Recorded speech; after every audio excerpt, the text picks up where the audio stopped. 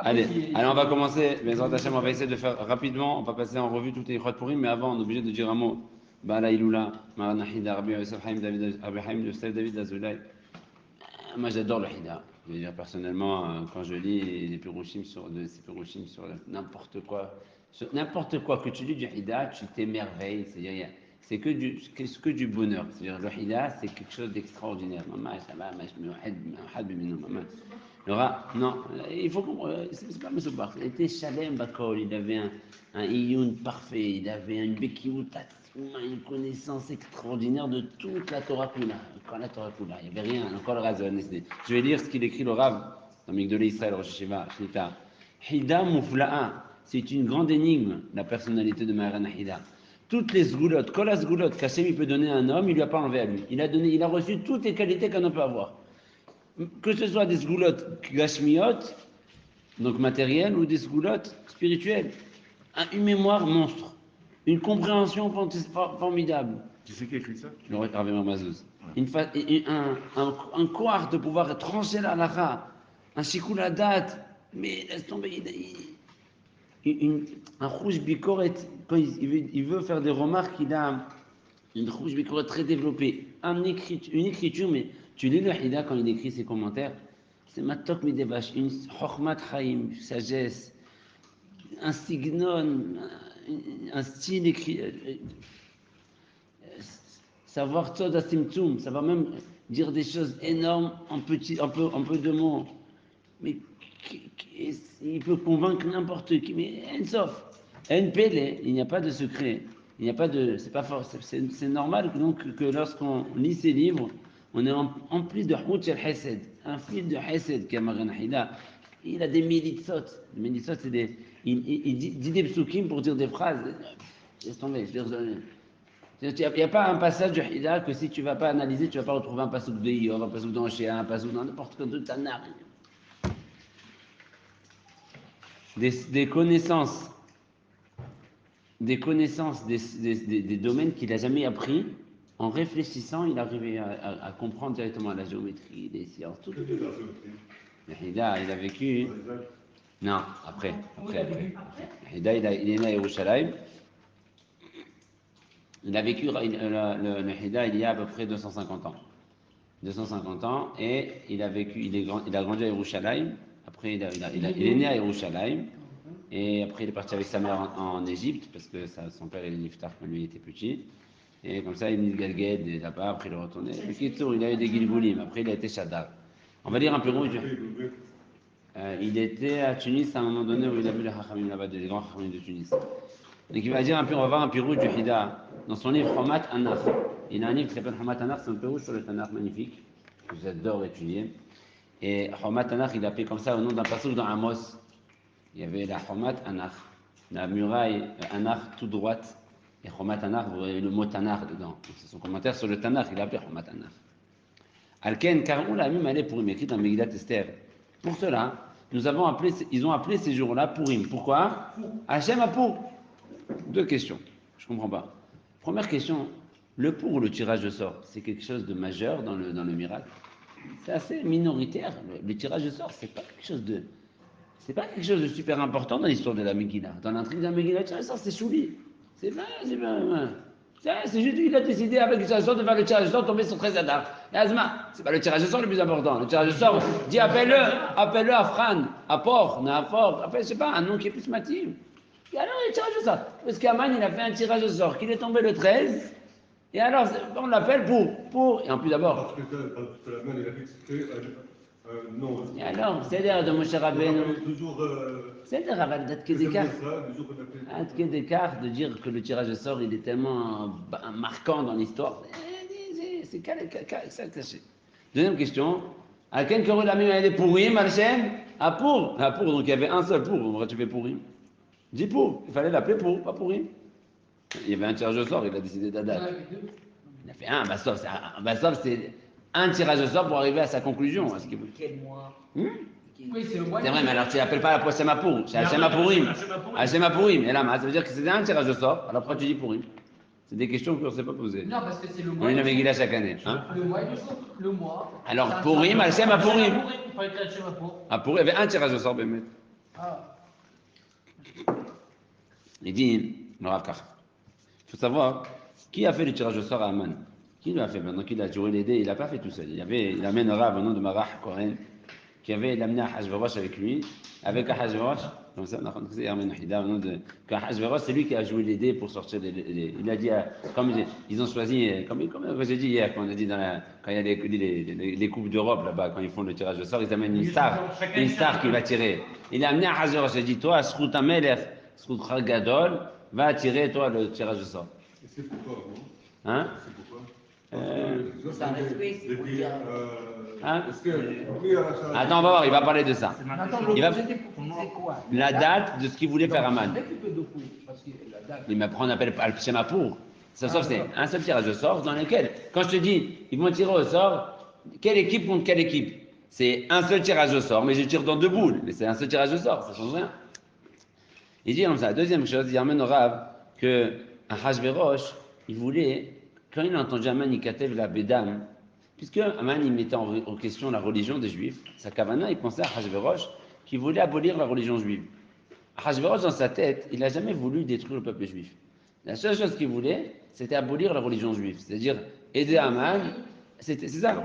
C'est-à-dire, tout le problème, c'était quoi? Ils sont différents, Mishouné, ils sont différents de tout le monde, Mefouza, et Vetatem Shunot Mikolam, Ikatev la Bédam. Comme il parlait des religions. Et après, Aman, il dit à Ahashverosh, il est à Bédam. Il a compris à Ahashverosh qu'Aman, il voulait détruire la religion juive. Et Aman, lui, dans sa tête, c'était quoi? Il voulait détruire tout le peuple juif. Alors, et on peut comprendre grâce à ça ce qui s'est passé à la fin. D'abord, Kodem Kol, quand on a dit à Esther, à Achashverosh, à Manara, qu'est-ce qu'il dit? Et avant qu'il dise, qui a voulu tuer tout le peuple juif? Toi qui as fait avec lui, il t'a donné ma maison. C'est quoi ça là? Et là, Achashverosh, il pensait qu'Aman, il allait pas tuer les juifs, il allait enlever la religion juive.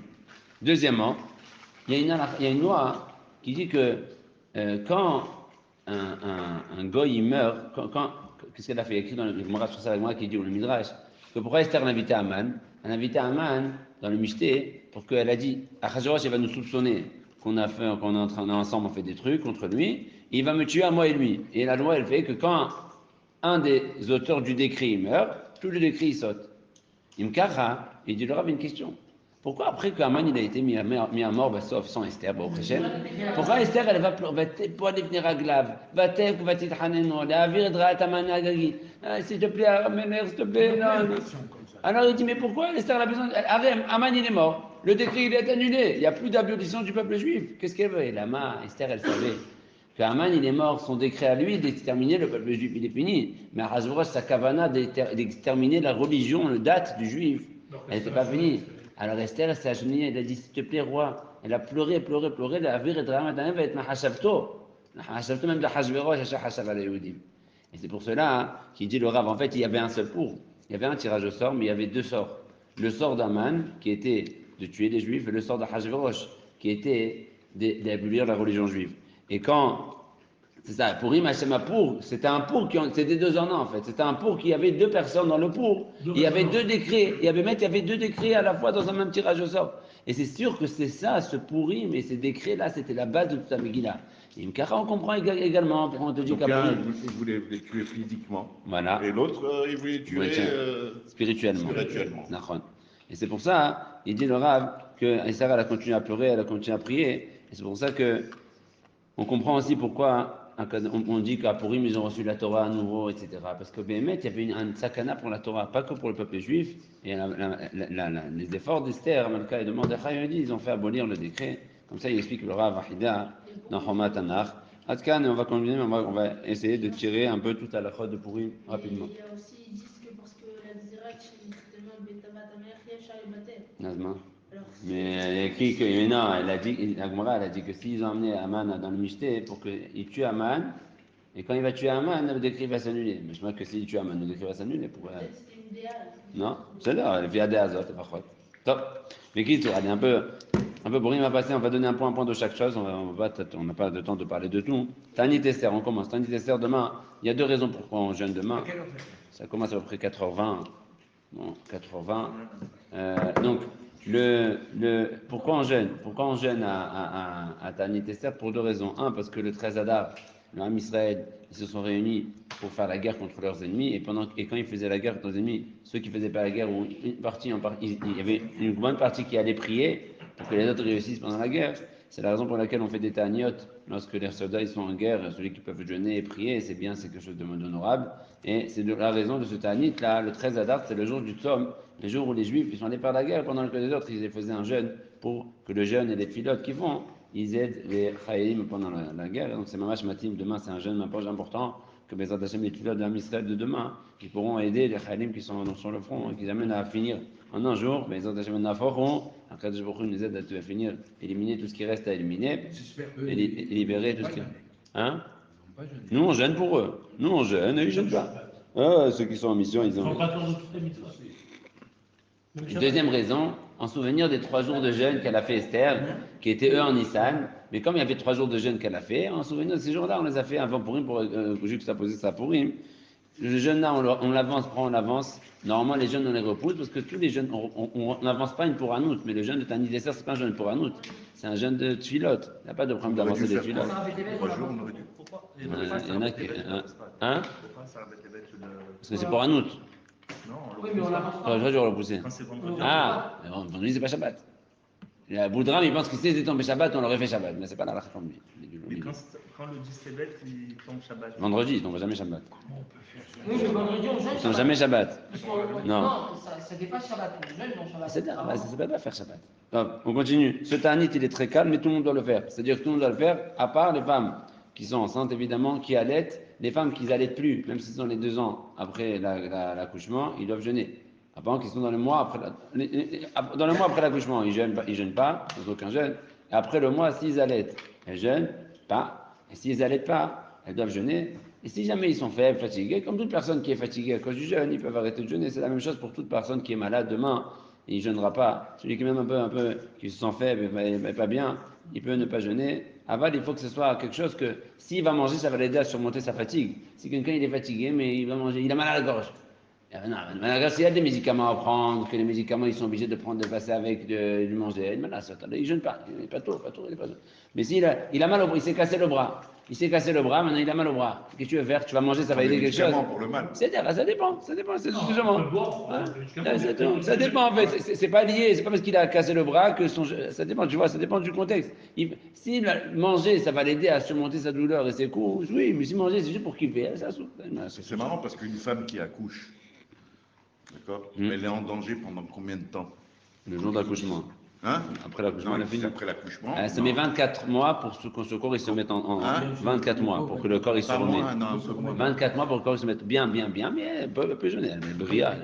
Ça n'empêche pas d'aller en vacances. Non, aucun problème. Top. Quand tu vas en vacances, Celui qui a celui qui a un balai brit, Khatan va Kalab Torshiva, ils sont plutôt de ce jeûne, donc le Khatan et la Kalab ne jeûnent pas. Et même quand il y a une brit, s'il y a une brit demain, et que elle est en avance là, et que le jeûne il est en avance, et qu'il y a une brit, même les gens qui sont au brit, ils peuvent manger. Mais s'ils mangent, ils devront rattraper le jeûne vendredi. Donc il vaut mieux faire la brit en fin de journée. Et comme ça, ils font le jeûne comme tout le monde. Après, ils font la Sibda du monde. Tu passes les adresses ou est-ce qu'il y a une. C'est un moukdam. mais tu vas jeûner après. Allez. On trouvera une solution. Une autre cause. Zecher le Mahasita Shekel. On a le minag de donner. Bon. Tu fais que des briques, tu jeûnes pas. On a le minag de donner Zecher le Mahasita Shekel au Mosdot Torah, à la synagogue au Mosdot Torah. Donc, Zecher le Mahasita Shekel aujourd'hui, c'est à peu près 26 shkalim. C'est le poids de.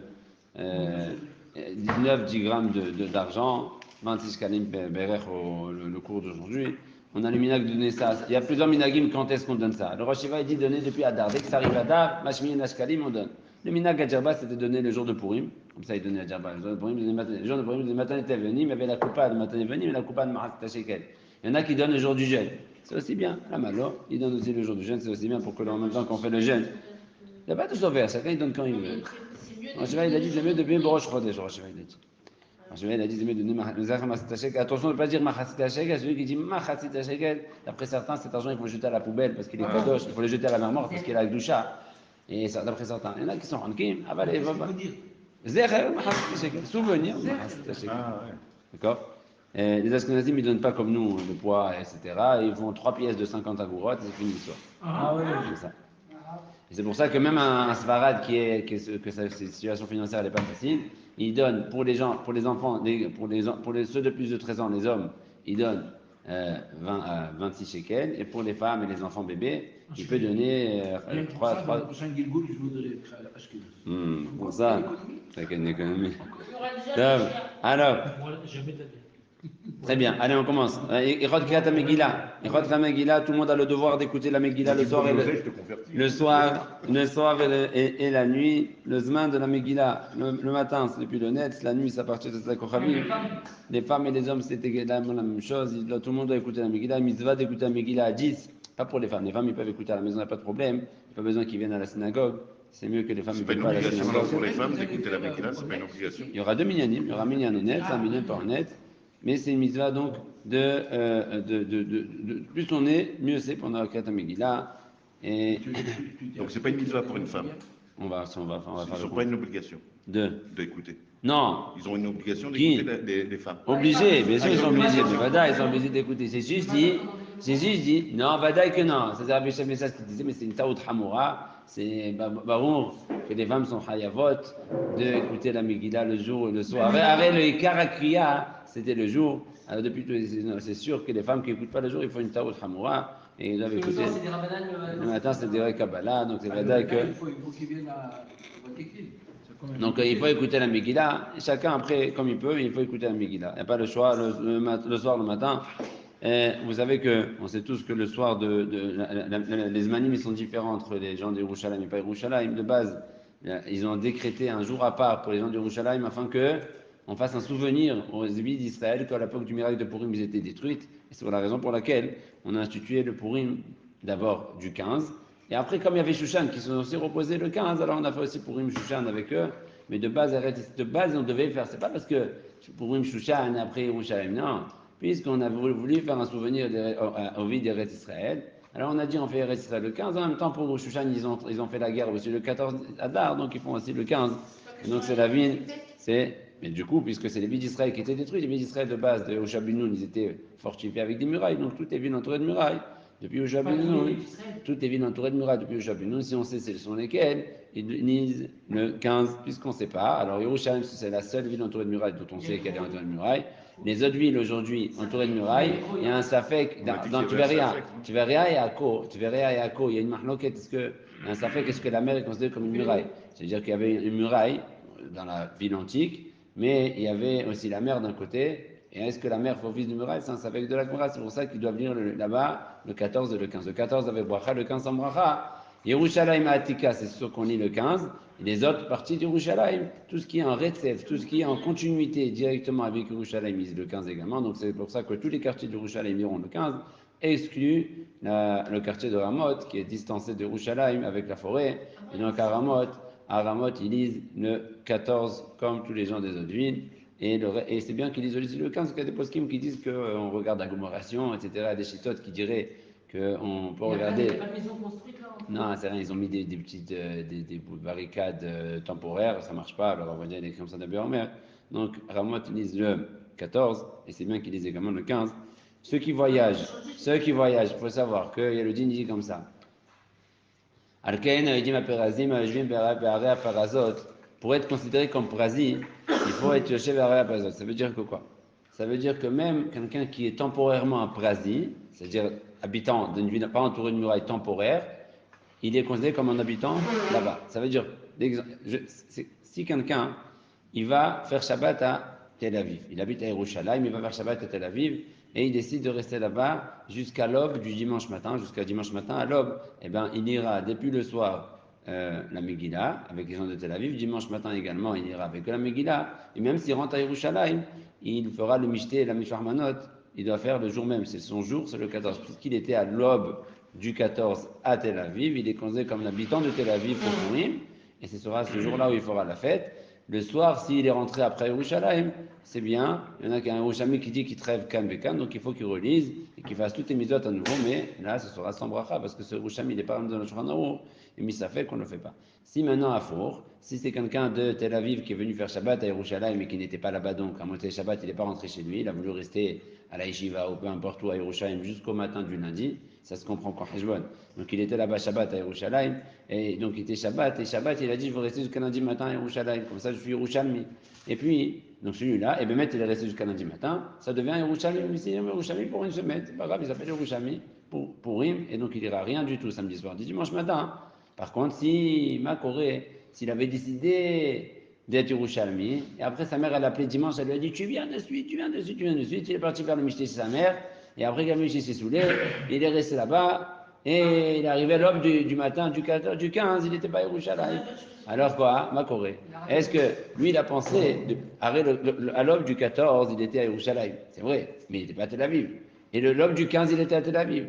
C'est le mahloket, est-ce qu'il a le chiyuv de faire les mitzvot, les maaseh, même là-bas, qui disent à Megillah sans bracha. Qui disent à Megillah à Tel Aviv le 15. Le 15, parce que le Roche, il pense qu'on regarde. Qui vient un jour. S'il veut, mais il ne va pas bouger. C'est voir le méchané. Il a raté l'aube. Il fallait qu'en milieu de la nuit, on le réveille, qu'on l'amène à Yerushalayim pour qu'il soit tranquille, puisqu'il a raté l'aube, c'est fini.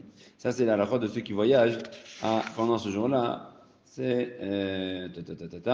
Rapidement. Qu'est-ce qui nous reste? Le Rosh Hiva, il a juste dit, il y a des gens qui travaillent, ils sont conducteurs de Massayot. Il dit, le din là-bas de la Gemara, Prazi ben Yomon Ikra Prazi, d'où ils ont appris, Aken Yodim Aparazim, Yeshevim Be'ara Parazot, qui sont assis installés. Que faire avec un type qui habite Yerushalayim et qui, dans son circuit, tous les matins, à l'aube, il va récupérer des gens à Tel Aviv et il revient. Et dimanche matin, donc c'est ce qu'il va faire.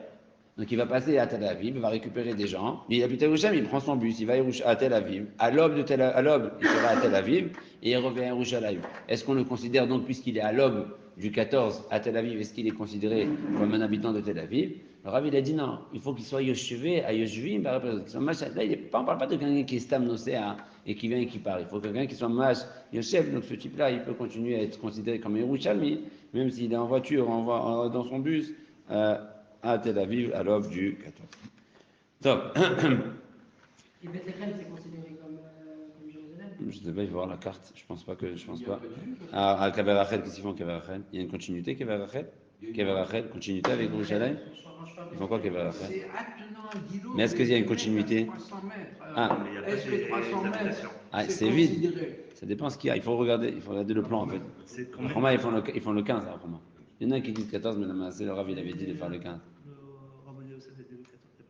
Non, pas du tout. Rav il a dit le 15 à Roma, Rachomamar, il a dit le 15 à Roma. Il y a quelques minorités à Roma qui font le 14.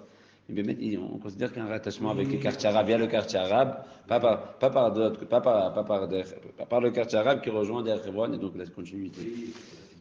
Ah, c'est 14. Ah, ils ont fait un nouveau projet. Justement. Kiratash? Oui, Hadash. Justement, entre Der Hebron, un nouveau projet de. Ah, mais ils n'ont pas commencé ça. Hein? Ils ont commencé. Ils l'ont presque fini. Top. Allez, on continue. Akol Chavim Miklat Megillah, tout le monde est obligé d'écouter la Megillah. Et même si les femmes sont dispensées des misotes positives qui dépendent du temps, puisqu'ils étaient considérés par le misat de Purim, puisqu'ils étaient concernés dans le Nes de Purim, ils étaient inclus dans les miracles qui sont passés à cette époque. Toutes les femmes sont obligées de toutes les misotes de Purim, comme les hommes. Le minag chez nous, les Svaradim, que même pour les femmes, on fait la bracha à Mikra Megillah. Et les Ashkenazim, pour les femmes, ils disent à l'Ishma Megillah. Ils ne disent pas à Mikra Megillah. Nous, comme on a dit, pour les femmes, on dit à Mikra Megillah. Bracha Harona. Bracha Harona concernant la Megillah, vous savez qu'on dit El Arav et Drivé, non? Et il y en a qui disent que cette bracha ne peut être lue que s'il y a 10 personnes. Comme ça, il pense au Rav Vadia. Comme ça, il dit le Rama. Et il dit que s'il n'y a pas 10 personnes, au moins des hommes et des femmes mélangés, il faut qu'il y ait 10 personnes. Pas obligé de minyan d'hommes de bar mitzvah. Même s'il y a des hommes et des femmes dans une maison, d'une même famille, des hommes, des femmes et des enfants qui sont égaux au chinour, ils s'associent à 10 pour faire la bracha avec Shalom Malchut à la fin. Aval, Rav Hananel à Cohen, il a écrit une tchouva, il a ramené que beaucoup de poskim, ils pensent qu'on peut lire la bracha avec Shalom Malchut, même si on n'a pas 10 personnes. Comme ça, le Rosh Hashiva, il est d'accord, et comme ça, Khalemassé, on aimerait que même s'il n'y a pas 10 personnes, c'est mieux, il convient de quand on lit pour les femmes et pour la famille, qu'on amène au moins les enfants, tous les enfants viennent à côté, tout le monde écoute, etc. Comme ça, on a 10 personnes, on est tranquille et on fait la bracha les couilles. Même s'il n'y a pas, le minag, il a toujours été de faire cette bracha-là, on peut continuer ce minag-là et faire la bracha à la fin de la Megillah. Il est interdit de manger et de dormir dès que ça arrive le Zman d'Amegillah, pour le soir, donc ça veut dire que si une dame elle est à la maison, elle ne va pas écouter directement la Megillah, elle peut grignoter peut-être, éventuellement, grignoter, mais pas manger plus que Kabetza de Maisonot. Et pareil pour le matin, si une Des femme fruits et tout, un peu des fruits, nachon, et c'est bien de ne pas manger beaucoup, après tu peux oublier la Megillah. Même beaucoup de fruits, c'est pas bien. À un moment donné, il faut quelque chose qui me rappelle que j'ai pas fait la Megillah. Et beaucoup de gens, parfois, ils se rappellent au milieu du mystère. Si quelqu'un n'a pas le choix, il peut mettre un chômeur. Avant de khatrila, chacun il doit s'efforcer d'écouter la Megillah bismano. Il ne va pas attendre une heure de. Ça va, quand il y aura le mystère, enfin, il y a des femmes qui te disent, quand il y aura le mystère, il y aura mon cousin, mon oncle, mon frère, mon maman, qui sait lire, il va venir. C'est pas quelque chose de nachon. Pourquoi? Parce que déjà, il ne vont pas manger le petit-déj et machin. Et comment ils vont manger? Ah, ils vont manger moins que Kapetza.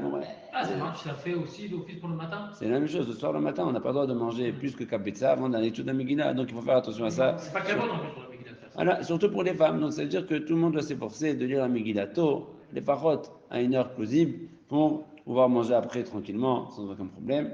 Sans déranger aussi celui qui va lire. Sans déroger aussi pour celui qui va lire. Moi, ça me saoule quand tu penses ça. On continue. Donc, celui qui n'a pas de Megillah, Agav. C'est qui va le lire? Agav, c'est moi qui vais dire ici. Il faut faire attention pendant la lecture de la Megillah de ne pas parler. Il ne faut pas parler pendant la Megillah. Hein? On peut lire avec le Chazan, ça dépend. Si tu as une Megillah Kshera et la Malop, surtout si tu sens que tu es fatigué, c'est Mumlat, parce que tu risques de t'endormir. Ouais. Cette semaine, j'ai entendu 2 rabbinim. Non, tu n'as pas compris. Je vais te dire ce qu'ils ont dit. Je vais te dire ce qu'ils ont dit, ces rabbinim. Ce qu'ils ont dit, ces rabbinim. Comme ça. Déjà, il faut savoir, celui qui a un chumash dans la main et qu'il a raté 2 mots qui complètent dans le chumash, ça c'est sûr. Ça c'est sûr. Maintenant, celui qui a une Megillah Kshera et qui veut lire dans sa Megillah Kshera, ça dépend en fait. Si il dit tout doucement, c'est baissé d'air. S'il va commencer à lire et murmurer que ça va déranger le calme, c'est mieux qu'il ne dise pas. Et généralement, ça dérange. Donc si ça dérange, il ne faut pas lire doucement. Il ne faut pas lire du tout. Après, j'ai envie de me battre. Hein? Après, j'ai envie de me battre. Pourquoi tu veux te battre? S'il y a quelqu'un qui fait ça à côté de moi, c'est infernal. Il n'y a pas de. Doucement, c'est bon. Doucement, c'est bon. Doucement, ça veut dire quoi, doucement? Ça veut dire qu'on ne doit pas t'entendre. Personne t'entend. Bah oui. Non, voilà. Dans ta tête, quoi. Dans ton... Non, pas dans. Bien que tu bouges tes lèvres. Et dans quel cas c'est mon mlat de faire ça surtout? Il y a écrit, il y a un affaire comme ça. Quand quelqu'un il lit la Megillah et qu'il est un peu fatigué, il essaie de Chova. Mais quand quelqu'un il lit la Megillah et il est en train comme ça, il ouvre les yeux, il ferme les yeux, il ferme les yeux, il n'est pas été de Chova. Pourquoi? Parce que quand quelqu'un il lit, elle a la bouche, elle l'oblige à lire. Il ne va pas sauter des mots. Mais quand tu dors, tu es en train de somnoler, l'autre il lit, c'est sûr. Parce qu'il y a le. Si, la jaune. Les gens quand ils sont fatigués, je t'assure, moi quand je fais la dracha, tout le monde dort. Alors quand j'ai la Megillah, C'est sûr. alors je sais pas. S'il n'y a pas des jaunes aussi toute la nuit. Ils sont. Ça va? Parce qu'ils font Aman, ils frappent Aman. Ah non, ça Ça va. On continue. Alors, ça fait des. Non, je sais pas, mais il faut faire attention. D'ailleurs, On verra avec le micro, faut faire. non, c'est pas bien de faire avec le micro. Ah, c'est C'est pas un bien problème, avec parce le que micro. celui qui sont loin, que sans le micro, ils ne peuvent pas entendre, ils ne sont pas estimés des Chova. Ouais, faut faire attention. Dans une petite synagogue. Maintenant, c'est pas ouais, là c'est bon. Maintenant, il n'y a pas besoin, on n'a pas besoin. Donc, celui qui entend, et pendant qu'il écoute la Megillah, il a pensé à son travail au milieu de la Megillah, et après d'un coup, il se réveille. Et d'un coup, il n'a pas dormi, hein, minimum, et pas il se réveille. Là, c'est des Chova. Là, c'est des Chova, parce que pendant ce moment d'égarement, il n'a pas entendu la Megillah. Il pensait à autre chose. Qu'est-ce qu'il fait à ce moment-là? Hein? Il reprend ce qu'il a raté. Non, c'est de reprendre depuis le. Là où il se rappelle dès qu'il s'est évadé. Voilà, réécouter. Ça dépend s'il a eu Non, ce qu'il faut faire, c'est que le Balkori ne traîne pas. Si le Balkori il fait pas trop long, c'est facile pour les gens de se concentrer. Si le Balkori il fait 1 heure, Non, mais il ne faut pas non plus que ça trace. Parce qu'en non, fait, tu as raison. Non, mais Tafka, il faut savoir prendre juste une minute. Les oreilles, c'est tout le reste, ça suffit. Ça, très bien. Celui qui fait une taou dans la Megillah, une erreur de lecture qui ne change pas le mot, il était dans Hava. Par exemple, au lieu de dire Yehudim, il a dit Yehudim, au lieu de Yehudim, c'est Hava. Je sais pas, non, je sais pas, on verra. Mais celui qui a fait une erreur qui change de sens dans la Megillah, par exemple, qui a dit dans la Megillah, Ve'aman Nafal, au lieu de Novel, il n'est pas été de Hava. Il y a des tariotes qui changent de machemot, tu pourrais c'est très grave. Hein? On peut contrôler uniquement si on est sur la. Mais il y a des gens qui ont des romages. Il y a des gens qui connaissent, il y a des gens qui ont des romages. Même s'ils n'ont pas, ils regardent la C'est vraiment. Le problème, c'est qu'on ne peut pas vraiment contrôler le type s'il a bien lu ou non, parce qu'on lit sur une. Mais il y en a plein qui ont des Megillot. Non, il y en a plein qui ont un roumage. Et top. Allez, le minag il est de frapper quand on entend un man, Nous, on a le minag de frapper que le premier Aman, le dernier Aman. Et comme ça, c'est très bien. Raoum Choubar, et Jibracha, ça suffit. Il n'y a pas besoin de faire des chpiottes, des phonies. On est à la synagogue. Faut pas oublier. Ça, il ne faut pas oublier. Les gens, quand ils font Aman, ils oublient qu'ils sont à la synagogue. Bet Hashem. Bet Hashem. Bet Hashem, tu ne fais pas des choses qui dépassent. C'est Bet Hashem. Comme il a dit, Bet Elohim ne'aler beragesh. Quand je rentre Bet Hashem, avec beaucoup de drakshout, avec beaucoup de kavod, il y aura de kavod, attention. C'est pas chez toi. Tu es à la maison, tu veux faire le coup dans la main, il n'y a pas de problème. Ah, ça ne me laisse pas. Mais à la synagogue où tu es, tu n'oublies pas. Tu peux taper, tabaman c'est bien, on tape aman, c'est très bien. Mais de commencer à jeter des bombes et des machins, à crier, faire des fous, mais maintenant ils oui, il ne faut pas faire ça. À la fin de la kriya de la Megillah, C'est les pétards déjà. on dit Va'ata Kadosh. Donc c'est important d'avoir, on y reste un peu de la chod, Bezrat Hashem, on a bientôt fini. C'est bien de se porter des habits de Shabbat pour Purim. Il ne faut pas venir à la synagogue avec les habits déguisés. Il ne faut pas venir déguisé. Le makor des déguisements, ça vient du carnaval de Rome. Et donc, il y a des poskim qui pensent qu'il y a un peu Bechuketem Lotedechu. On avait parlé de ça, on a déjà un shiur très long sur ça. Et en plus, c'est pas kavod de la synagogue, c'est Mikdash Me'at, et c'est pas kavod d'arriver à la synagogue avec un habit pareil. À la synagogue, on vient comme il faut avec des habits. La synagogue, c'est pas un parc d'attractions. Il y a un endroit de blague, c'est pas un clown, c'est pas un cirque. La synagogue est l'endroit. Est-ce qu'au Beth Amikdash, tu crois? Imaginez-vous. Est-ce que au Beth Amikdash, vous croyez qu'il y aura des gens qui osera venir déguiser au Beth Amikdash pendant Purim? C'est simple. On va voir le Beth Amikdash demain.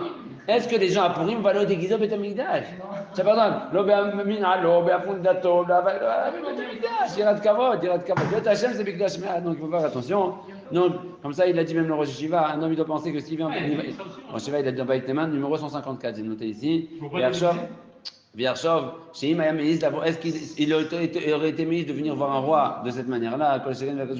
Pour les enfants, on peut tolérer. Pour les enfants, il n'y a pas de problème de les laisser, on peut tolérer. Les enfants petits, 10 ans, 11 ans, je peux laisser les enfants. Moi, je mets un chapeau.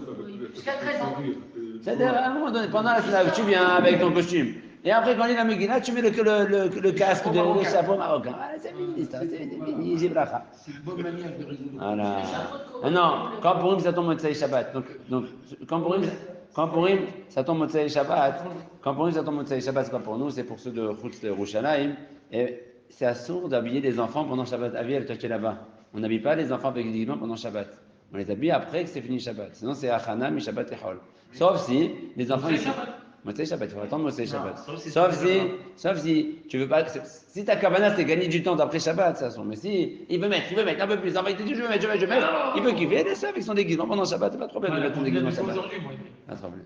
Il est en pyjama le matin, c'est-à-dire à midi et l'après-midi, il est en pyjama. Le seul. Si c'est pour gagner du temps, Motzei Shabbat, ça saute. Si c'est ça, parce qu'ils veulent kiffer, il n'y a pas de problème. Maintenant, dans les tefilot de Purim, on dit à l'Anissim dans la Midah de Birkat Amazon, celui qui a oublié, il ne recommence pas. Celui qui était quelqu'un qui était à Tel Aviv, il est venu à Yerushalayim pendant le jour de Yerushalayim, et on l'a dit faire mincha, parce que les gens ils étaient un peu bourrés, et lui il n'était pas bourré. Et on va parler de bourré juste après, on aura quelques minutes. Il ne fait pas à l'Anissim dans sa Midah de Achash, mais quand il fera la Chazara, il doit faire à l'Anissim. Celui qui a fini la Souda de Purim quand c'est dit à la nuit, est-ce qu'il dit à l'Anissim ou pas? Oui, on a étudié il n'y a pas longtemps. Il dit qu'on regarde la Tralat Souda, et comme la Tralat Souda, c'était pendant Shabbat, pendant Purim, donc tu fais. Maintenant, regardez maintenant. Dans ceux de là-bas, ceux de Tel Aviv, qui font Purim, Motzei Shabbat, d'accord? Ils ont mangé Souda Shlichit, ils sont étalés Souda Shlichit jusqu'à la sortie de Shabbat. Non, est-ce qu'il faut à l'Anissim ou il faut Retzé? Encore une fois, autour d'abord, on regarde après la Trala. Comme la Trala, c'était Shabbat, donc la Bracha, elle sera avec Retzé et sans l'Anissim. Par contre, s'ils ont fait Arvit au milieu, tu as fini Shabbat. Tu as fait Arvit, tu as dit à Taranantan, on finit tôt. Tu dis à l'Anissim et tu dis pas Retzé. C'est ça, tout d'abord. On ne dit pas aller à la Purim, mais quelqu'un qui n'a pas de Megillah et qui n'a pas la possibilité de lire, comme les Haïlim, s'ils sont dans un endroit pendant la journée du 14 et ils ne peuvent pas lire la Megillah, qu'ils lisent le Hallel. C'est pas grave qu'ils lisent le Hallel. Non, qu'ils lisent le Hallel. Le Rosh Hashiva, il a dit s'ils ne peuvent pas lire la Megillah le 14, qu'ils lisent le 15. Même s'ils sont à Gaza, c'est pas grave, sans bracha. Et comme ça, il a dit dans le show de Motzei Shabbat dernier. Mizat Matan Devenim, c'est une prouta. Le shiur minimum, c'est une prouta, mais bon, pour deux pauvres, chaque pauvre une prouta. Mais on donne le shiur le minag, il est donné un shiur mechubad, on a une mana. Et il faut être plus méhader de faire un bon Matan Devenim que faire un bon Mishloach Manot. Parce que monsieur, elle, simcha la kadosh baruch Hu, comme ceux qui sont mesamchim, les animim et les bionim. C'est combien en argent? Toujours un repas, un plat, un sandwich, 20 shekels. Combien de personnes? Deux pauvres, 20 shekels. Hein? Ouais, on va mettre une fois. Hein?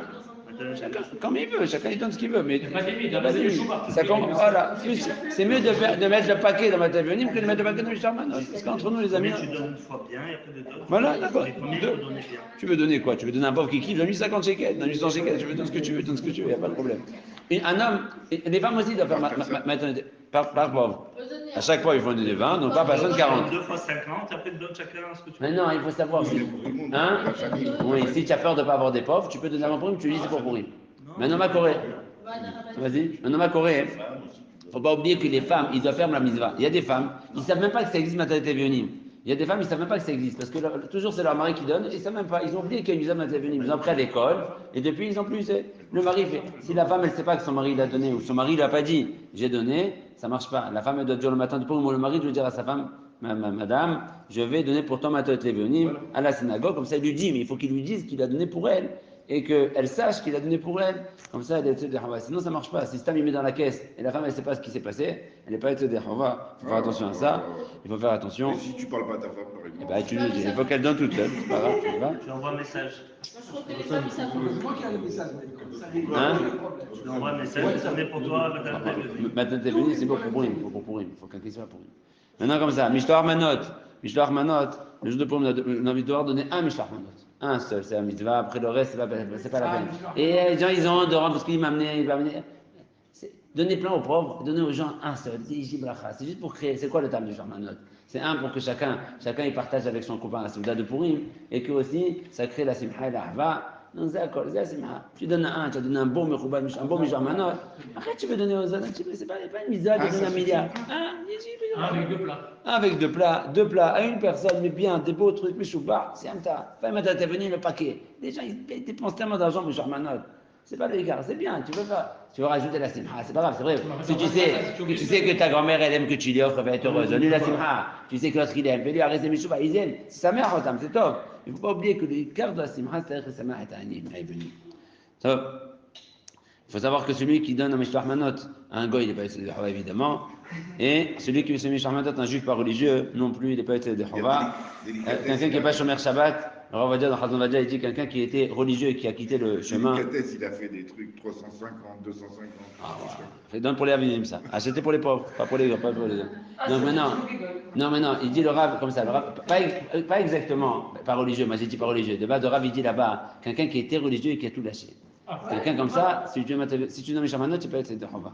Tu peux lui donner pour le rapprocher, mais tu peux être de Hava de mitzvah. Parce qu'il dit non, goy. Alors si c'est quelqu'un qui est, il a grandi dans l'ignorance, tu peux lui donner, il vaut mieux donner un juif normal.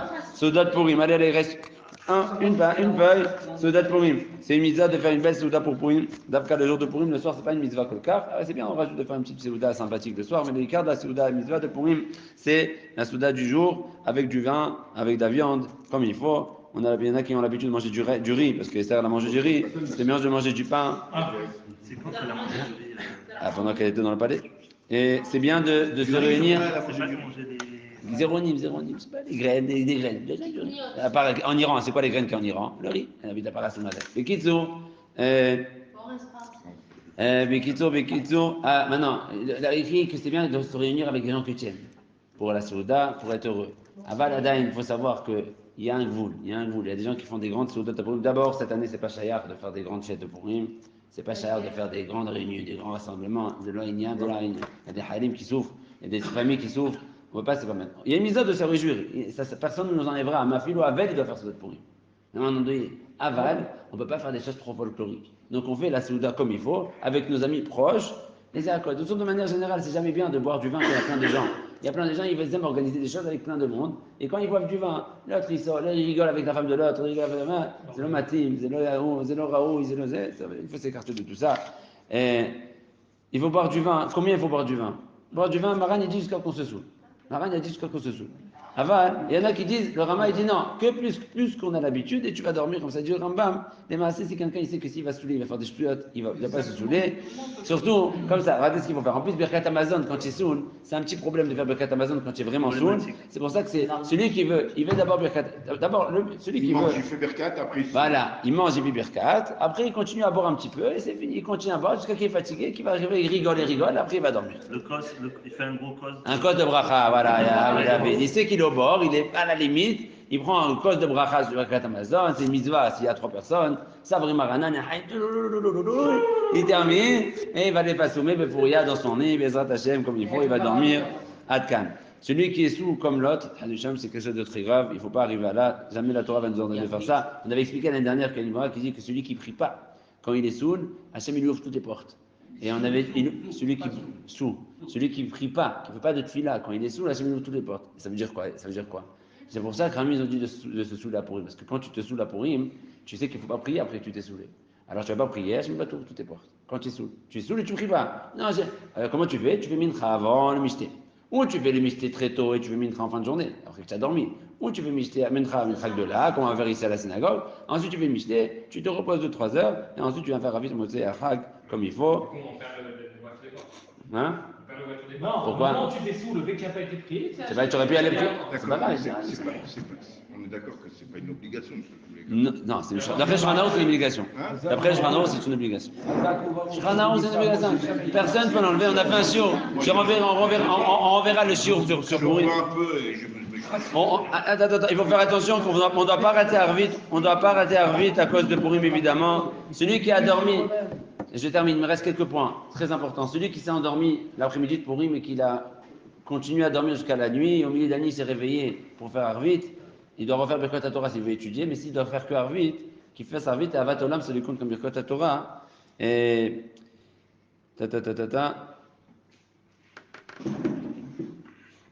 Et s'il veut étudier avant Arvit, il n'y a pas Minyan, il y a Minyan plus tard, qui doit faire Birkat Torah avant d'étudier. Celui qui a mangé, qui a vomi, il a raté tout le mishté, tout son mishté, s'il pense qu'il a tout vomi ce qu'il a mangé, son mishté, il n'a pas été de Chavad, après la Ravoda, il faut qu'il remange un peu pour faire la misva de Purim. Comme ça, il pense, il n'a pas fait la misva. Ça dépend en fait. S'il a tout vomi, il a fait la fête, il a bu, il a machin, à la fin il a tout vomi, bichlal. C'est même possible qu'il n'y a plus bracha arona. S'il a tout vomi ce qu'il a mangé, il n'a pas bracha. Ça, il est fini. Après, s'il a tout vomi, tu vois qu'il a. Il ne faut pas arriver à cette situation, c'est vas-y. L'autre, c'est boire jusqu'à qu'on soit heureux. Et. Cette souda, il faut la faire la journée, il ne faut pas la faire en fin de journée. La souda de la nuit, il faut un peu. Il n'y a pas de travail, on ferme, il y a comme petite halakha. C'est pas un de travail à Purim, mais celui qui travaille à Purim, l'aurait c'est de bracha. Celui qui veut se raser à Purim, il peut se raser pour Purim, mais en fin de journée, en fin de journée, on ne doit pas se raser parce que si tu te rases en fin de journée, c'est pour Motzei la Hag et c'est sûr de se raser pour la fin de la fête. Adkan pour aujourd'hui, les fêtes de l'Arba. Vas-y. Oui, Nachon, Gilles. Birkat Amazon de Purim, on fait Migdal. Hazak ou Baruch.